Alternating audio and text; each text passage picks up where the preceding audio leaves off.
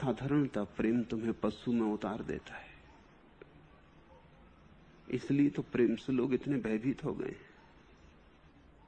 हैं। घृणा से भी इतने नहीं डरते जितने प्रेम से डरते। शत्रु से भी इतना भय नहीं लगता जितना मित्र से भय लगता है। क्योंकि शत्रु क्या बिगाड़ लेगा? शत्रु और तुम में तो बड़ा फासला है, दूरी है। लेकिन मित्र बहुत कुछ बिगाड़ सकता है, और प्रेमी तो तुम्हें बिल्कुल नष्ट कर सकता है, क्योंकि तुमने इतने पास आने का अवसर दिया है। प्रेमी तो तुम्हें बिल्कुल नीचे उतार सकता है, नरकों में। इसलिए प्रेम में लोगों को नरक की पहली झलक मिलती है। इसलिए तो लोग भाग खड़े होते हैं प्रेम की दुनिया से, भगोड़े बन जाते हैं। सारी दुनिया में धर्मों ने सिखाया है प्रेम से बचो। कारण क्या होगा? कारण यही है कि देखा कि 100 में 99 तो प्रेम में सिर्फ डूबते हैं और नष्ट होते हैं। प्रेम की कुछ भूल नहीं है, डूबने वालों की भूल है। और मैं तुमसे कहता हूं, जो प्रेम में नरक में उतर जाते थे वो प्रार्थना से भी नरक में ही उतरेंगे, क्योंकि प्रार्थना प्रेम का ही एक रूप है। और जो घर में प्रेम की सीढ़ी से नीचे उतरते थे वो आश्रम में भी प्रार्थना की सीढ़ी से नीचे ही उतरेंगे। असली सवाल सीढ़ी को बदलने का नहीं है, न सीढ़ी से भाग जाने का है। असली सवाल तो खुद की दिशा को बदलने का है। तो मैं तुमसे नहीं कहता कि तुम संसार को छोड़कर भाग जाना, क्योंकि भागने वाले कुछ नहीं पाते। सीढ़ी को छोड़कर जो भाग गया, एक बात पक्की है कि वो नरक में नहीं उतर सकेगा, लेकिन दूसरी बात भी पक्की है कि स्वर्ग में कैसे उठेगा। तुम खतरे में जीते हो, सन्यासी सुरक्षा में। नरक में जाने का उसका उपाय उसने बंद कर दिया, लेकिन साथ ही स्वर्ग जाने का उपाय भी बंद हो गया, क्योंकि वो एक ही सीढ़ी के दो नाम है। सन्यासी जो भाग गया है संसार से, वो तुम्हारे जैसे दुख में नहीं रहेगा, ये बात तय है। लेकिन तुम जिस सुख को पा सकते थे उसकी संभावना भी उसकी खो गई। माना कि तुम नरक में हो, लेकिन तुम स्वर्ग में हो सकते हो, और उसी सीढ़ी से जिससे तुम नरक में उतरे हो। 100 में 99 लोग नीचे की तरफ उतरते हैं, लेकिन ये कोई सीढ़ी का कसूर नहीं है, ये तुम्हारी ही भूल है।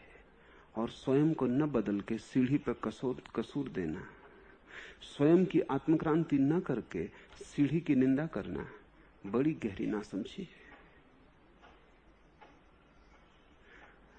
अगर सीढ़ी तुम्हें नरक की तरफ उतार रही है तो पक्का जान लेना कि यही सीढ़ी तुम्हें स्वर्ग की तरफ उठा सकेगी। तुम्हें दिशा बदलनी है, भागना नहीं। क्या होगा दिशा का रूपांतरण?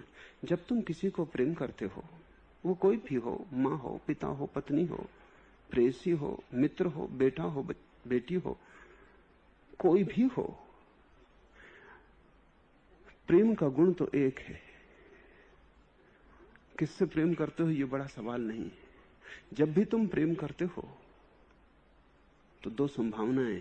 एक तो ये कि जिसे तुम प्रेम करना चाहते हो या जिसे तुम प्रेम करते हो उस पर तुम प्रेम के माध्यम से आधिपत्य करना चाहो, मालकियत करना चाहो, तुम नरक की तरफ उतरने शुरू हो गए।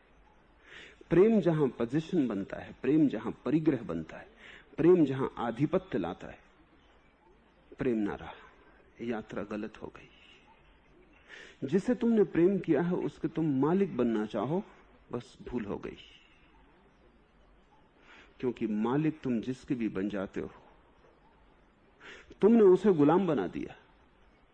और जब तुम किसी को गुलाम बनाते हो तो याद रखना उसने भी तुम्हें गुलाम बना दिया, क्योंकि गुलामी एक तरफा नहीं हो सकती, वो दुधारी धार है। जब भी तुम किसी को गुलाम बनाओगे तुम भी उसके गुलाम बन जाओगे।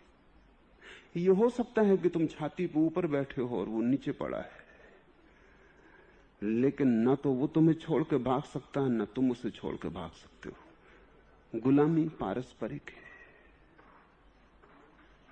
तुम भी उससे बंध गए हो जिसे तुमने बांध लिया। बंधन कभी एक तरफा नहीं होता। अगर तुमने आधिपत्य करना चाहा तो दिशा नीचे की तरफ शुरू हो गई।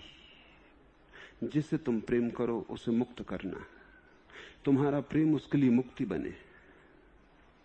जितना ही तुम उसे मुक्त करोगे तुम पाओगे कि तुम मुक्त होते चले जा रहे हो, क्योंकि मुक्ति भी दुधारी तलवार है। तुम जब अपने निकट के लोगों को मुक्त करते हो तब तुम अपने को भी मुक्त कर रहे हो, क्योंकि जिसे तुमने मुक्त किया उसके द्वारा तुम्हें गुलाम बनाए जाने का उपाय नष्ट कर दिया तुमने। जो तुम देते हो वही तुम्हें उत्तर में मिलता है।